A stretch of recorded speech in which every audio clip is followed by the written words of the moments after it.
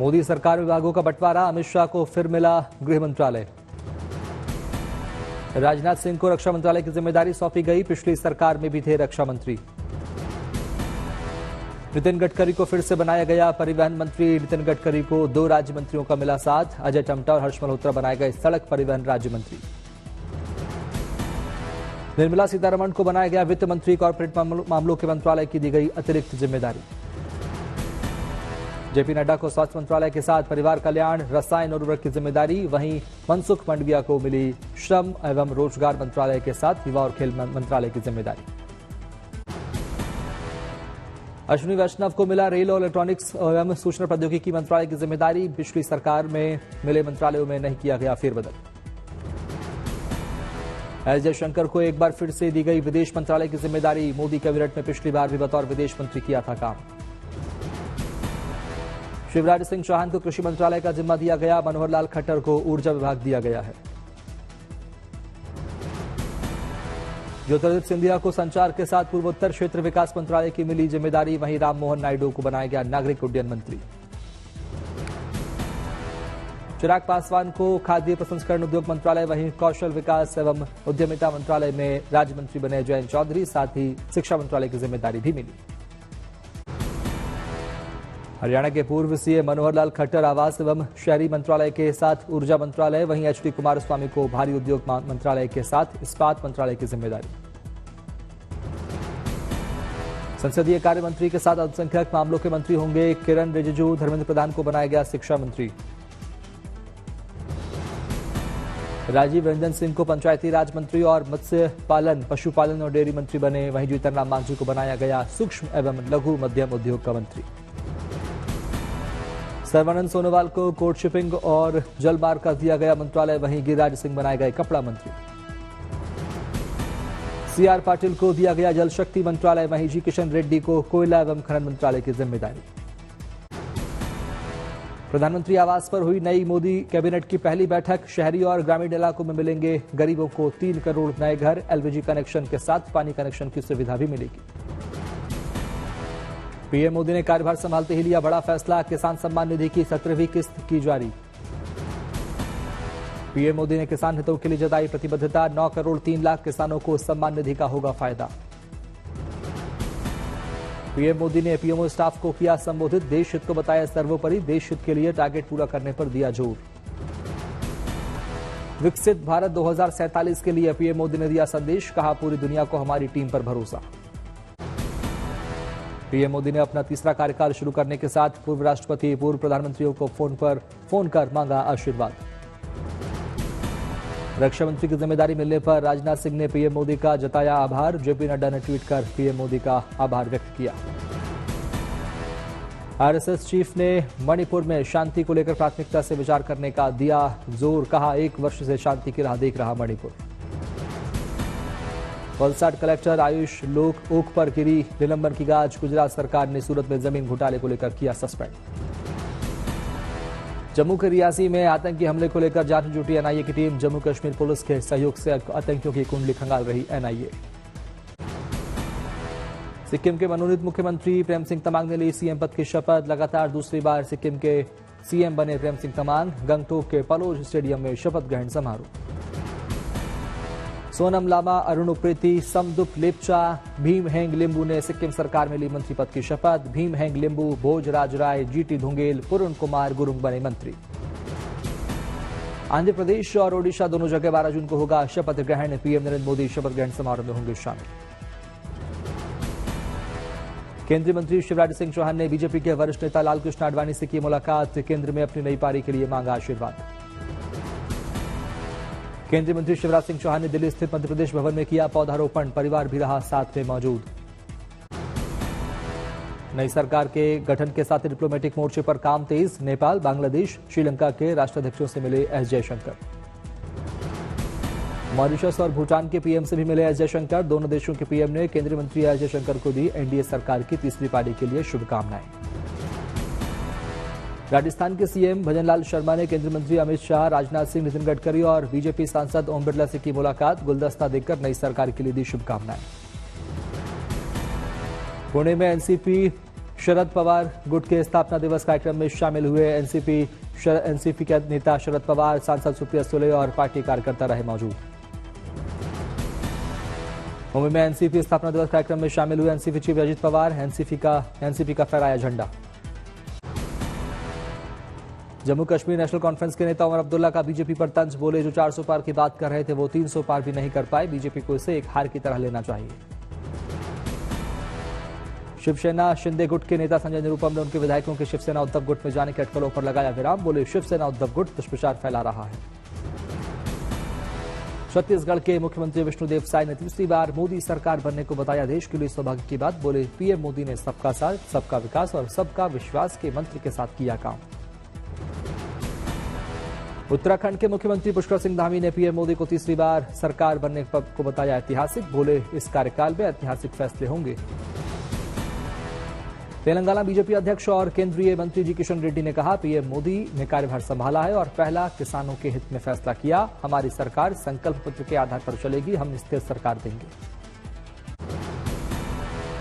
केंद्रीय मंत्री वीएल वर्मा ने कहा पीएम मोदी का तीसरा कार्यकाल भारतीय अर्थव्यवस्था को देगा नई उड़ान, हमारी सरकार अर्थव्यवस्था को टॉप 3 में लाने का करेगी काम।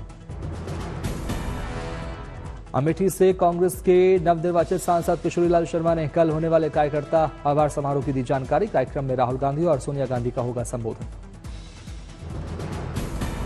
कांग्रेस नेता गौरव गोगोई ने लोकतंत्र और संविधान को बचाने के संकल्प को दोहराया, बोले सदन की गरिमा हम नई ऊंचाई तक लेकर जाएं, यही हमारी कोशिश रहेगी।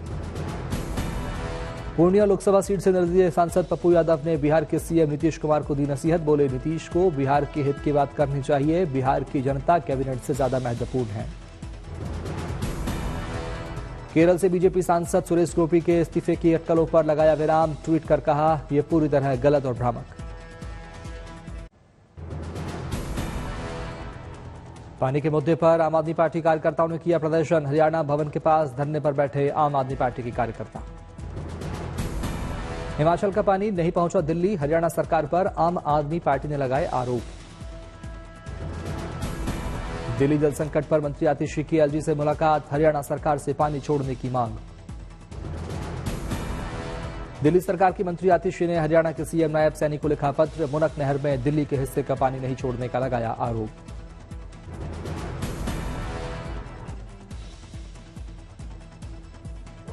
हम हरियाणा सरकार से रिक्वेस्ट कर रहे हैं कि जो पानी हिमाचल प्रदेश दे रही है उस पानी को आगे दिल्ली वालों को दिया जाए।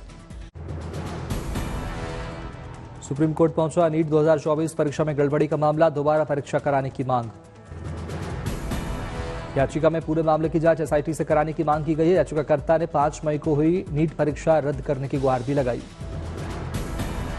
याचिका तेलंगाना और आंध्र प्रदेश के रहने वाले अब्दुल्ला मोहम्मद फैज और उनके सहयोगी ने दाखिल की है। याचिका में काउंसलिंग पर रोक लगाने की मांग की गई है। नीट 2024 मामले पर एनटीए के खिलाफ दिल्ली में अखिल भारतीय विद्यार्थी परिषद का विरोध प्रदर्शन, छात्रों के भविष्य के साथ हो रहे खिलवाड़ पर जताया रोष। नीट 2024 परीक्षा में धांधली पर प्रियंका गांधी का एक्स पर पोस्ट, लिखा नीट जैसी परीक्षाओं में लाखों बच्चे मेहनत से तैयारी करते हैं और अपनी जिंदगी के सबसे कीमती पल इसी तैयारी में लगाते हैं। मुंबई के शहर के कई हिस्सों में हुई झमाझम बारिश में भीगते नजर आए लोग। पुणे में बारिश से तापमान में गिरावट, लोगों को चिलचिलाती गर्मी से मिली निजात। महाराष्ट्र में मानसून को लेकर मौसम विभाग ने जारी किया येलो अलर्ट, दक्षिण महाराष्ट्र के कुछ हिस्सों के लिए ऑरेंज अलर्ट जारी, हो सकती है भारी बारिश। महाराष्ट्र के दक्षिण कोंकण में बारिश को लेकर मौसम विभाग का अनुमान, आने वाले 2 दिन हो सकती है अच्छी बारिश। रत्नागिरी, मुंबई, सिंधुदुर्ग, सोलापुर, नागपुर, नांदेड़ में भारी बारिश का अनुमान, मौसम विभाग ने जारी किया ऑरेंज अलर्ट। दिल्ली में हीट वेव को लेकर मौसम विभाग ने जारी किया अलर्ट, एक बार फिर 45 डिग्री के पार पहुंचेगा अधिकतम तापमान।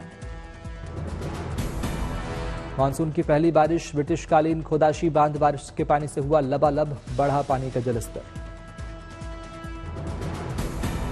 सिक्किम में भारी बारिश ने बढ़ाई मुश्किलें, कई जगह फंसे लोग, रेस्क्यू जारी, 8 लापता लोगों को तलाशने में जुटा प्रशासन।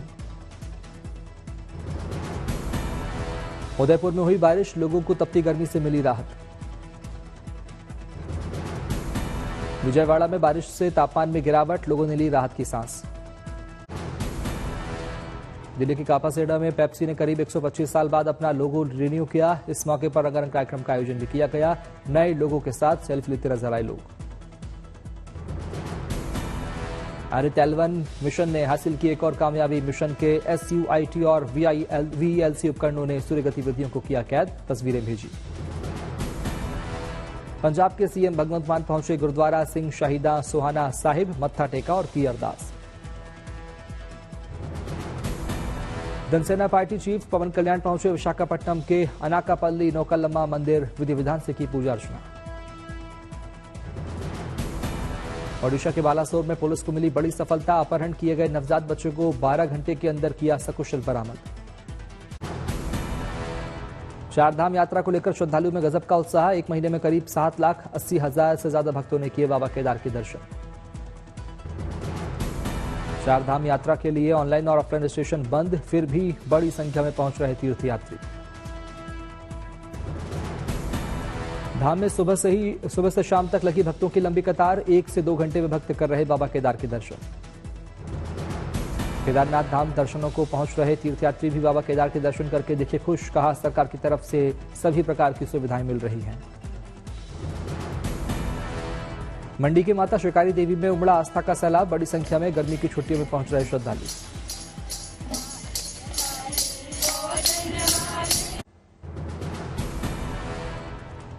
केदारनाथ यात्रा करने वाले श्रद्धालुओं के लिए देवदूत बने सेना के जवान। घायल और बीमार यात्रियों को तत्काल किया जा रहा है रेस्क्यू।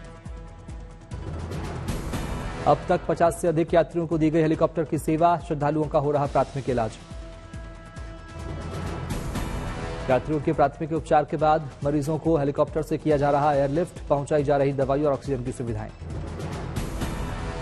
जम्मू कश्मीर के पुंछ में सर सैयद शैक्षिक क्रांति मिशन और हरि मेमोरियल स्कूल ने आयोजित किया मुफ्त चिकित्सा शिविर। मरीजों ने लिया लाभ। पिछले 14 महीनों में गुवाहाटी चाय नीलामी केंद्र में चाय की हुई बंपर बिक्री। अब तक 3,346 करोड़ रुपए से ज्यादा की चाय बेची गई। यूरोपीय संघ चुनाव के लिए वोटिंग खत्म। 6 जून से 9 जून के बीच यूरोपीय यूनियन के 27 देशों में EU पार्लियामेंट के 720 सीटों के लिए हुई वोटिंग। यूरोपीय संसद के चुनाव में फ्रांस के राष्ट्रपति मैक्रों ने अचानक संसद भंग की। 30 जून और 7 जुलाई को 2 चरणों में संसदीय चुनाव का किया ऐलान। फ्रांस में नेता मरीन ले पेन ने की पार्टी नेशनल रैली को यूरोपियन संसद के चुनाव में 32% से अधिक वोट मिलने का अनुमान। कहा, हम देश का कायापलट करने के लिए तैयार। इजरायल के 3 सदस्यों वाली वॉर कैबिनेट के मुख्य सदस्य बेनी गेंट्स ने दिया इस्तीफा। 8 महीने बाद भी बंधकों की रिहाई न होने पर जताई नाराजगी। इजरायली पीएम नेतन्याहू ने कहा, देश अंतर्राष्ट्रीय आपराधिक न्यायालय समेत कई संगठन के खिलाफ एक साथ लड़ रहा। गाजा के हमास से, लेबनान के हिजबुल्लाह से। सोमवार को भी गाजा पट्टी बम बरसाते नजर आए इजरायली हेलीकॉप्टर। इजरायली हमले में 500 से अधिक लोग घायल। अमेरिका के न्यूयॉर्क में प्यूर्टो रिकॉन दिवस के मौके पर रंगारंग परेड। न्यूयॉर्क के मेयर एरिक एडम्स और अभिनेता रेमन रोड्रिग्स भी रहे मौजूद। स्पेन के कार्लोस अलकराज ने जीता फ्रेंच ओपन मेन सिंगल्स का खिताब। 5 सेटों तक चला मुकाबला बेहद रोमांचक रहा। फ्रेंच ओपन वुमेन सिंगल्स का खिताब जीतने वाली पोलैंड की इगा स्वीटेक ने कराया फोटोशूट। पेरिस के पर्यटन स्थलों पर फोटोग्राफरों को पोज देती नजर आई। अमेरिका के न्यूयॉर्क में मास्टर ब्लास्टर सचिन तेंदुलकर बच्चों को सिखाते नजर आए क्रिकेट की गुर। क्रिकेट क्लब के बच्चों को दर्जनों क्रिकेट किट भी बांटी।